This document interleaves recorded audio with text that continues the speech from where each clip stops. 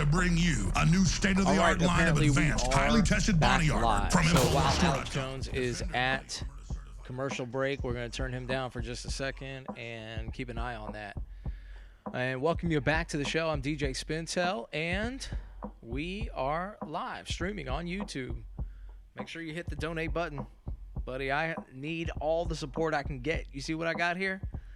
This is like rudimentary studio, okay?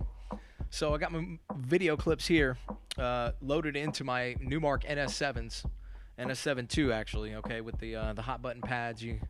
All my DJs are familiar with this type of stuff, but now we're going to use it to deliver news and kind of, poke at the popular culture and the liars in the news, particularly Susan Rice this week, dropped by Cernovich. You heard the news. A couple of weeks ago, back in March, she was, I didn't know if anybody was spying or who was unmasking the names of Trump associates picked up in collection. I mean, spying, yeah. Mm-hmm. Oh, so you didn't know, huh? Let's take a listen. The Obama administration, President Trump had been elected, that he and the people around him may have been caught up in surveillance of foreign individuals. Mm-hmm. And that just foreign individuals? You sure about that? May have been disclosed. Do you know anything about this? I know nothing about this. Nothing about this. You what? About this. I know nothing about this. Yeah, Susan Rice, you don't know anything about this.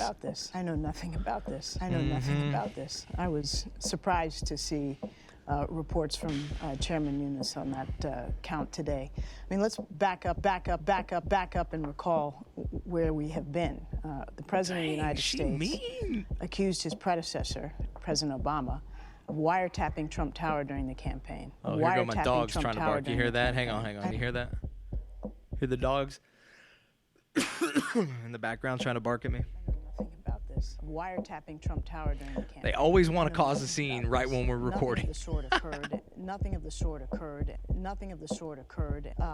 Surveillance. I know nothing about this. And what'd you guys do? The Americans who were talking to those targets may have been picked up. Wiretapping Trump Tower during the campaign. Mm-hmm. This is a firestorm. Okay, now we switch to this week, where she was revealed by Mike Cernovich first Sunday night to have been the U.S. official, the as to yet unnamed U.S. official who was caught unmasking members of the Trump team in order to, find out what they're doing. And they have been doing it for a long time. So this Russia nonsense isn't even a good cover. But listen to her try. This is a firestorm. Wiretapping Trump Tower during the campaign. This is a firestorm. Response by President Trump, and now these accusations against you. How do you reply? How do you respond? Wiretapping Trump Tower during the campaign. Surveillance. Yes, folks, yes. Okay, listen.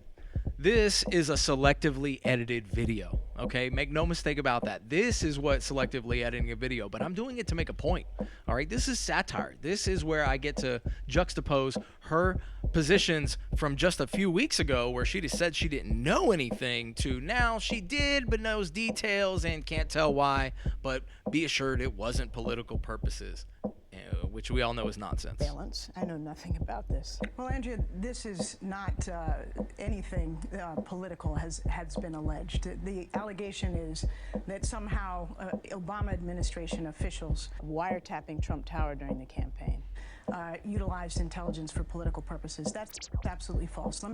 Absolutely false. No, that's absolutely true, honey. We know it. Let me explain how this works. I know nothing about this. Exactly. Let me explain how this works. First denial. Explain how this works. Surveillance. This is completely made up. I was a national security advisor. My job is to protect the American people and the security of our country. Nothing of the sort occurred. And every morning, to enable us to do that, we receive from the intelligence community a compilation of intelligence reports, surveillance, that the IC, the intelligence community, has selected for us on a daily basis. This is completely made up to give us the best information as to what's going on around the world. Surveillance. I received those reports, as did each of those other officials. I know nothing about this. Oh, wait a minute. I just received the reports from these and other officials, but wait a minute, say what she say again? I received those reports, as did each of those other officials. Aha, I but know nothing about this. I know nothing about this. All right. Nothing about Hey, we're back this. to the Alex Jones Show. We'll continue here in a second. Media's gotten him isolated and his advisors isolated on purpose. They set Trump up to where now he can't even talk to Russia. The president and the head of the House Intelligence Committee can't even come over and view classified material at the White House. That's totally normal.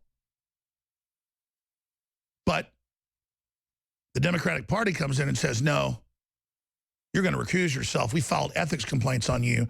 And the Republicans don't file complaints on them. They just keep taking it and taking it and taking it when the Russians were all in the Democrats' junk. And they always have been. And I don't even blame the Russians. That's what foreign governments do. You don't think our government isn't doing stuff in Russia? Globalism is in crisis. The globalists admit it's in flames. They admit it's falling apart. So what are they going to do? Your phone calls are coming up. Dr. Paul Craig Roberts, former policy head of the Treasury Department, former head editor at the Wall Street Journal, prolific writer, and, of course, researcher, paulcraigroberts.org, joins us. I want to get his breakdown on the talk of nuclear war. Even Joel Skousen is up this to the highest threat ever, saying now it could happen any time. And who are the power players and why are the Western elites so out to get Russia? And then meanwhile, we have John McCain saying yesterday, now Washington is returning to its normal order. Now that the neocons, I guess, are in charge, and now there's been a good false flag. Ron Paul has hands down said this is 100% a false flag because the very same rebels have been caught red-handed at least 3 times, another 6, 7, 8 times, where even the UN says they're the ones that did it. So within minutes, though, CNN says, Trump says, okay, I'm changing my mind. Rand Paul says, whoa, whoa, whoa, don't back Al-Qaeda and ISIS. We're backing the wrong people. This is an incredible moment. This is how world wars start. By the way, the news is saying I said Trump should nuke China. I said if a war starts, the only way to survive is to hit them first. Once a nuclear war starts, you've got to have total commitment. I don't want that to happen. But that's how this stuff builds up. You can't have a regional war anymore, folks. This has got to stop.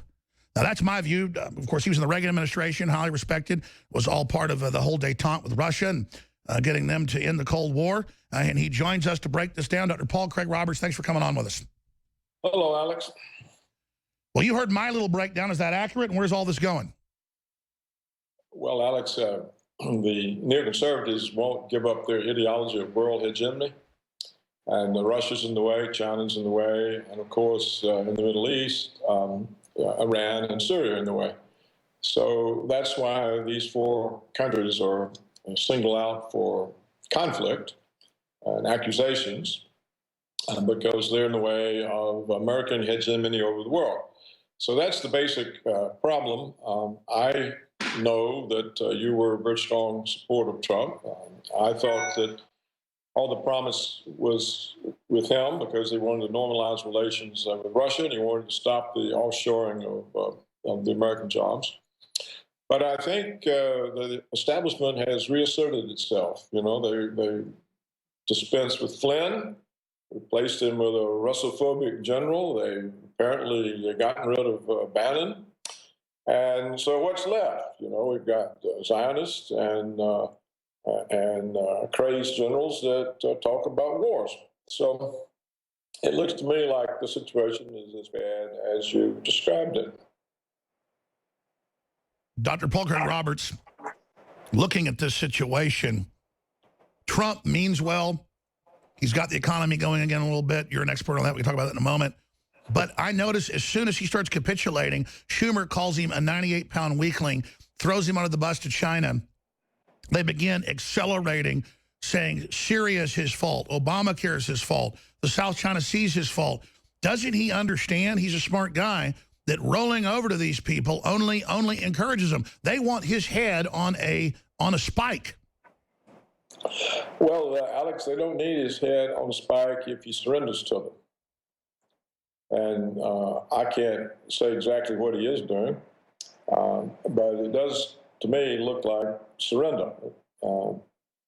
I don't think that he's in a position to fight them. You may remember when we discussed all this a while back, I said his main weakness would be he doesn't know the players, he doesn't know who to appoint in order to take on the establishment that he is committed to taking on. And therefore, I thought his chances weren't all that great, but they're still better than zero. And that's the reason I thought you'd be the best candidate. But it looks like the president is simply, unless he's been the leader of a political movement for some time, he knows the players, he knows the issues, he knows who's going to back him, he knows where the problem people are and who they are. It's very difficult for democracy to bring about changes because the deep state is there, it's well established, it's more than a half century old. The lobbyists in Washington are well established, they're well connected to the House, the Senate, to all the executive agencies, and to the courts. So a new president comes in, he's inexperienced, tough guy, but inexperienced, and he finds out he's just outflanked everywhere. So I think that's what's happened to him. I think the Trump agenda is, well, the part that I supported, and I think the part you supported, peace with Russia and bring back the jobs. I think that's over, Alex. I don't think we're going to see that. And the danger of all this demonization of Russia is that it convinces the Russian government that the United States and the European countries are preparing their populations for war with Russia. You have to remember during the whole Cold War period, the American presidents worked closely with the Soviet leaders to reduce the tensions because both sides received numerous false warnings of missile attack, of incoming ICBMs. They were never believed because both sides were working together to reduce tensions. But if you're sitting over there now in Putin's shoes and you've been demonized up and down the railway track, and Russia's demonized and made all these false accusations, and you get a report of incoming missiles, and you've got 5 minutes warning time, you're more inclined to believe it. And so the risk of war just from accident now is extremely high. And that is the new part in this equation. More or less, we're convincing the Russians that we are preparing a preemptive nuclear strike. We've got anti-ballistic missile bases going on their borders. Well, sure, let's expand on that. I mean, it was Bush in his last few years said, we have a new doctrine, first strike. We'll strike you first. Well, then China and Russia say that they have first strike as well. So, again, why the insane escalation by the neocons, and why are they so hard to keep out of power? The reason is Russia can block American unilateralism. So can China. And the neoconservative doctrine, Alex, is that the United States is the unipower and cannot permit the rise of any other country that could block American unilateral action. Well, both countries have been able to do that. The neocons didn't expect the quick return of Russia to power, and they didn't expect the quick rise of China, but they were focused on their Middle Eastern wars there for a decade, while China beat by far the predictions of when they would be a major force. And during the period when Putin, who was initially seen as the protege of Yeltsin, who would continue under Washington's thumb, just like Yeltsin, instead, he was able to recreate Russia as a power. So when they were faced with, hey, look, we've now got two countries that are capable of blocking us from unilateral action, they turned on both countries. And they're trying to destabilize them. That's what the Ukrainian coup was about. And all of this propaganda, they're trying to threaten them into accepting some form of American vassalage. so that the Russians can be negotiated out of blocking American unilateralism. Well, as you noted, there's a lot of risk there.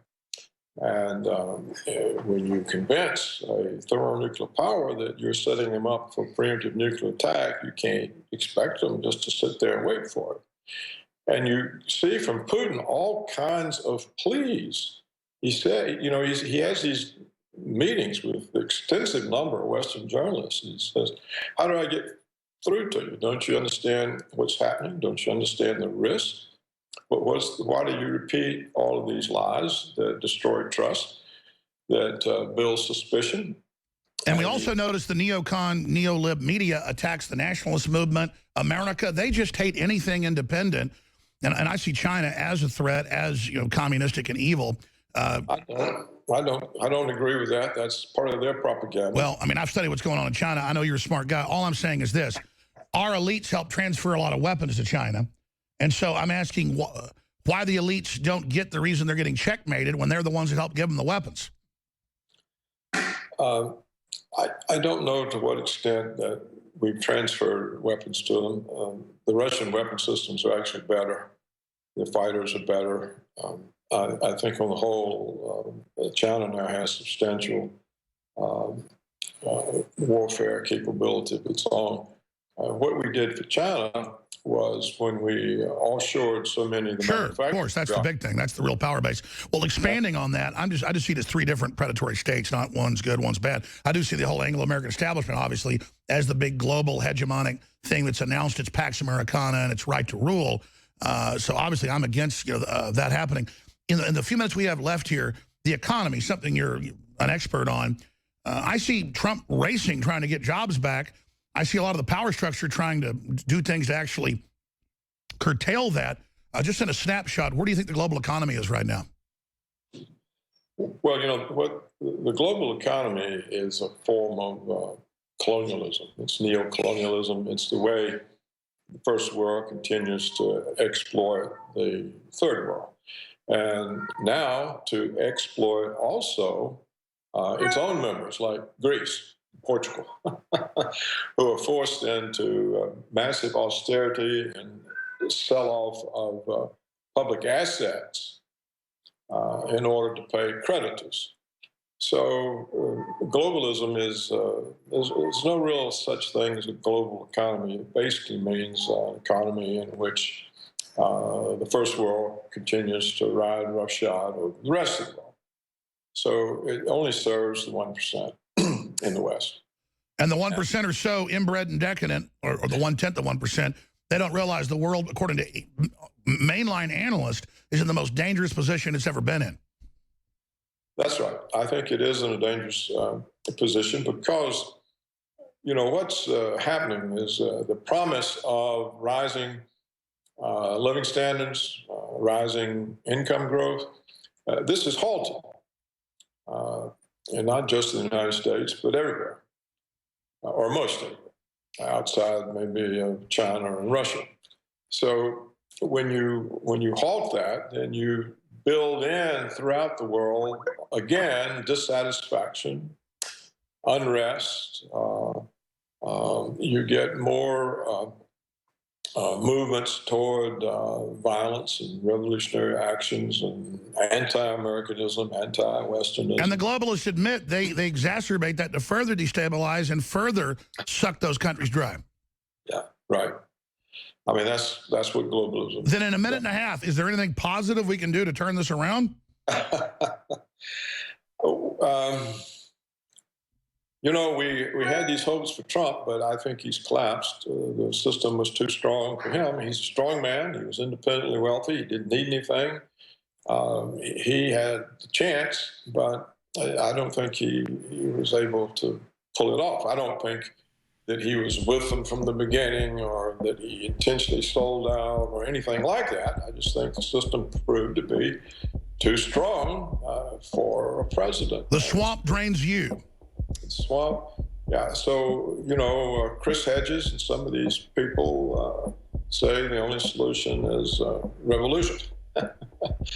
I don't really know. I think, Alex, what is likely to happen is we overreach, we get checkmate, we have some economic crisis the Fed can't control, and there's a form of collapse. And out of the collapse can come real change. Maybe that's what. Yeah, in a way, you have to hope for a collapse if Trump can't fix it and we can't fix it, so there's not nuclear war. It's like. We certainly don't want a nuclear war. The weapons today are so powerful, there just won't be anybody left. And you have to keep in mind that when the President Russian says we can no longer trust the Americans, and when the Russians say we'll never again fight a war on our own territory, they're telling you something, and it's not something you want to push against. I know it's crazy, but we got a bunch of neocons that were never even in combat that want nuclear war, so I guess we have to worship them and let them run things and let the folks in the House Intelligence Committee, Mr. Schiff, take us to World War III. He has to prove he's a big tough guy. Thank you, calls. This has been adopted as of 2017 by the Department. All right, we're back live on the live stream, watching InfoWars and tuning in to DJ Spintel. We are live. Hey, it's a sunny Florida day, so I had to put on the sunglasses. I don't want y'all fools knowing who I am. Anyway, all right, so where we were when we left off was we were on the Susan Rice thing that happened earlier this week. I want to take you back to the clip where she tries to defend herself on MSNBC, even though Cernovich broke it Sunday night that she was the top U.S. intel official that indeed unmasked Trump associates, possibly Trump, maybe at Trump Tower, maybe through Project Dragnet, maybe through the database that shows Trump has been surveilled for years, just like everybody else of high importance has. And so to sit there and listen to her defend this on national television was quite a trip. Keep listening, because I interspersed clips from her denials last week. I would receive a report, I know nothing about this, in which a U.S. person surveillance was referred to. Name not provided, just U.S. person. This is completely made up. And sometimes in that context, in order to understand the importance of the report, nothing of the sort occurred, and assess its significance, I know nothing about this. It was necessary to find out or request the information as to who that U.S. official was. I know nothing about This is the funniest part. She continues to deny it. You know, March 22nd, I know nothing about this. Well, let me give you 15 minutes of details about what I actually did know, and I'm sure there's nothing incriminating in there. Nothing about this surveillance. Give you just a hypothetical example. This is completely made up. This is completely made up. This is completely made up. But all right, I took some liberty there, selectively editing, some of her words there, because she's such a jumble of words that when you finally break down what she's saying, it's all there to just confuse you and distort and distract from the central issue that broke on Sunday night when Cernovich revealed that it was indeed Susan Rice, former national security advisor under Obama, meaning an Obama underling, meaning the Obama administration, meaning Obama did indeed wiretap Trump Tower, trying to find stuff on the Russians, which coincidentally nobody's found. Do we have a shred of evidence yet? Tucker Carlson, show me some evidence or stop talking. Let's say surveillance. Let me explain how this works. Back up. I know nothing. Whoa, she's a little angry there. Hang on. Back up. I know nothing about this. All right, we're back to the Alex Jones Show. Make sure you like and subscribe to my channel, of course, and I'll always come up with some cool, news, media, live stream, whatever it is. I might even do some produced pieces a la Paul Joseph Watson, who's becoming like the king of produced pieces. If you haven't seen his latest on the Pedogate thing, man, you really need to take a look at that. There's no more denying. All you people who out there that challenge me constantly on this issue, give me a break. Pizzagate, of course, that was the diversion. Of course, that's what made the news. All right, we're back. Of what he's criticized, their globalism. They have to do that. The answer is more nations rising up peacefully, politically, and saying no to these bullies and not being part of globalism. And supporting Trump and communicating to him through Twitter and on the road and everywhere and not letting him be isolated so that he understands, because here's the deal. They're never going to stop. They're never going to stop because they want the total power. They're totally crazed. It don't matter how dangerous it is or if it destroys the whole planet, because there's still his agenda of jobs and borders and language and all the things the globalists hate. They're going to now start going after Trump on all that to see if they can bully him into submission. The Russians say we should have a border. You can't have one. I mean, it's basically come down to that. We should have new elections, they're saying, of all the Republicans because they were all Russians. And it's like, excuse me? Then you scratch the Democrats and it's just Russian connections everywhere? It's so insulting to have your honor challenged like that, where they have Senate hearings. And when I was bashing and yelling the other day, I was talking about Schiff as the leader of the whole investigation. He's not even the bad one. Literally, it was the other hearings where they had the former head of the Board of Governors on, what was his name, Armstrong or something, going, Alex Jones is run by the Russians. It's like, how do they sit there and do that when they know it's pure bull? Nunes' decision to leave a probe on Russia offers fresh start. And then tomorrow he'll be attacking the other members of the committee, saying they've got to go too. Again, he's everything he does is about low attention span. Everything he does is tactical.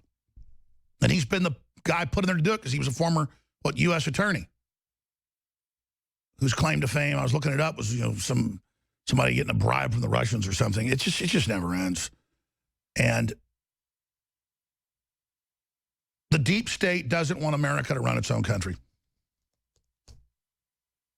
I got Michael Schneider coming up. I want to go to your phone calls right now for a few more segments. Then we're going to air Paul Watson's special report, Pedophiles Rule the World, just to understand the type of folks we're dealing with.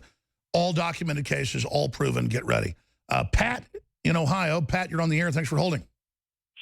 Yes, sir. Thank you for taking my call. Thank you. I was wondering what it would take to declare victory against globalism and in the short term for America. And also, another quick part to the question is, how do you make people understand there is true evil in the world and where it comes from?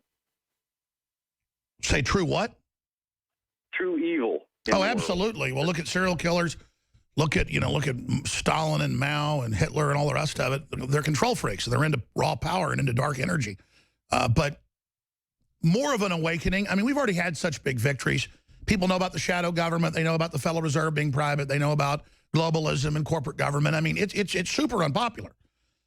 They have just gone into total war mode against anybody that tries to be a leader to then be a focal point to lead people to organize a better civilization. I mean, believe me, I'm attacked